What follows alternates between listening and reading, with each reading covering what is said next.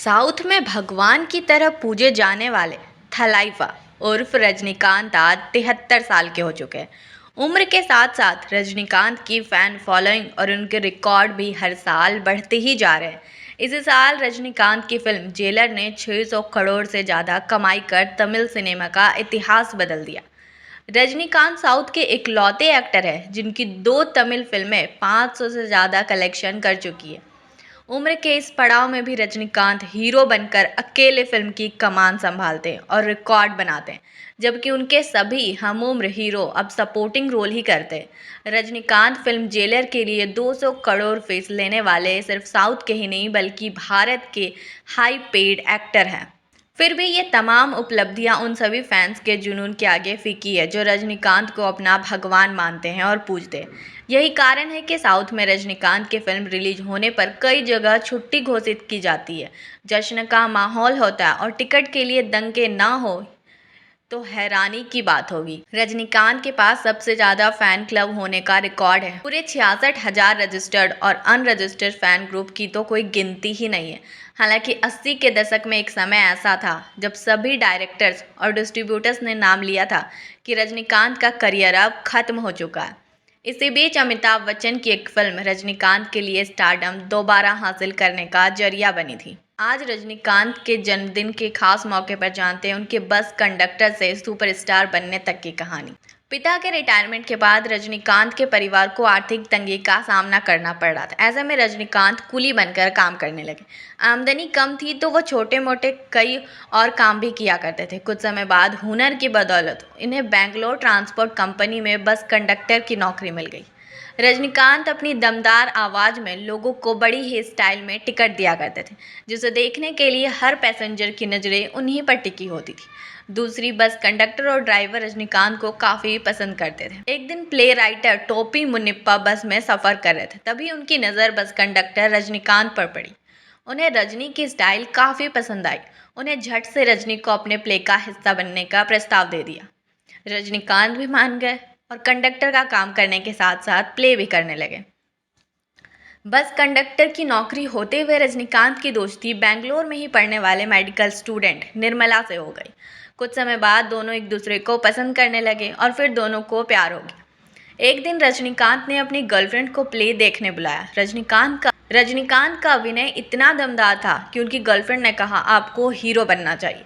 रजनीकांत खुद भी एक्टिंग सीखने की इच्छा रखते थे, तो एक दिन निर्मला ने उनका मद्रास फिल्म इंस्टीट्यूट में एडमिशन के लिए फॉर्म भर दिया, जिसकी बदौलत रजनीकांत का दाखिला हुआ था। रजनीकांत का गरीब परिवार उनके इस फैसले के खिलाफ था, लेकिन दोस्त और कोवर्कर राज बहादुर ने जब फाइनेंशियल मदद की तो रजनीकांत ने यहाँ एडमिशन ले लिया। एक्टिंग कोर्स के दौरान ही एक दिन रजनीकांत पर मशहूर साउथ डायरेक्टर के बालाचंदर की नज़र पड़ी। बालाचंदर ने उनसे कहा कि अगर वो तमिल भाषा सीख जाएंगे तो वह उन्हें अपने फिल्म में लेंगे। रजनीकांत ने चंद दिनों में ही तमिल भाषा पर मजबूत पकड़ बना ली और उन्हें फिल्म अपूर्वा रांगालाल मिल गई। 25 साल के रजनीकांत ने फिल्म में एक्टर कमल हसन और श्रीविद्या के साथ साइड रोल निभाया था। हालांकि पहली ही फिल्म से अपने हुनर से उन्होंने हर किसी का ध्यान खींच लिया। इस फिल्म को 3 नेशनल अवार्ड मिले थे। शुरुआती करियर में रजनीकांत को कथा संगम, बालू जुन आवारगल जैसी फिल्मों में विलन के रोल दिए थे। कई फिल्मों में छोटे मोटे रोल करने के बाद रजनीकांत को 1976 की फिल्म मुंदरू मदीरचू में बड़ा रोल मिला। फिल्म में लीड रोल में कमल हसन थे। इसे फिल्म में पहली बार 13 साल की श्रीदेवी बतौर लीड नजर आई। उस समय कमल हसन बड़े एक्टर माने जाते थे। उनकी फीस 30,000 थी, जबकि रजनीकांत की फीस महज 2,000 रुपये। बतौर लीड पहली फिल्म कर रही श्रीदेवी को भी रजनीकांत से 5,000 रुपये ज़्यादा फीस दी गई थी। फिल्म में स्टाइल से सिगरेट फ्लिप करते हुए रजनीकांत को दर्शकों ने काफ़ी सराहा और लोग उनके स्टाइल की कॉपी करने लगे। 1977 की फिल्म चिलाकंपा में पहली बार रजनीकांत को बतौर हीरो फिल्म में लिया गया। दमदार अभिनय से रजनीकांत ने फिल्म फेयर बेस्ट एक्टर का नॉमिनेशन हासिल किया।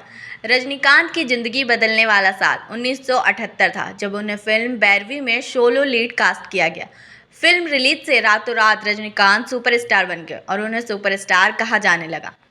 70 के दशक में आखिर में रजनीकांत की कई फिल्में बैक टू बैक फ्लॉप हो गई। फिल्में फ्लॉप होने से उदास रजनीकांत एक्टिंग हमेशा के लिए छोड़ना चाहते थे। उन्होंने नई फिल्में साइन करनी छोड़ दी। वहीं कुछ डिस्ट्रीब्यूटर्स और डायरेक्टर ने कहा कि रजनी अब नहीं चलेंगे।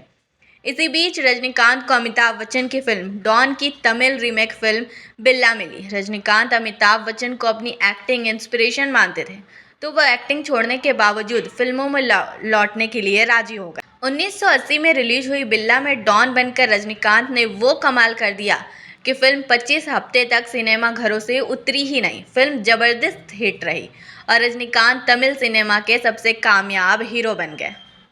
रजनीकांत ने शुरुआती 10 सालों में ही 100 फिल्में कर डाली, जो अपने आप में एक रिकॉर्ड है। बिल्ला के बाद रजनीकांत ने तमिल के टॉप एक्टर में वो जगह बनाई जो आज भी कायम है। समय के साथ दमदार रोल, दरियादिली और स्टाइल से रजनीकांत के फैंस बढ़ते ही चले जा रहे हैं। साल 1981 में रजनीकांत ने लता रंगाचार्य से शादी कर ली। रजनीकांत की लता से पहली मुलाकात तब हुई थी जब वो अपनी कॉलेज मैगजीन के लिए एक्टर का इंटरव्यू लेने पहुंची थी। इंटरव्यू ले रही लता को पहली नज़र में ही दिल दे बैठे थे, जिसके चलते दोनों ने शादी कर ली। लता रजनी से 8 साल छोटी है। फिलहाल कपल की 2 बेटी सौंदर्य और ऐश्वर्या है।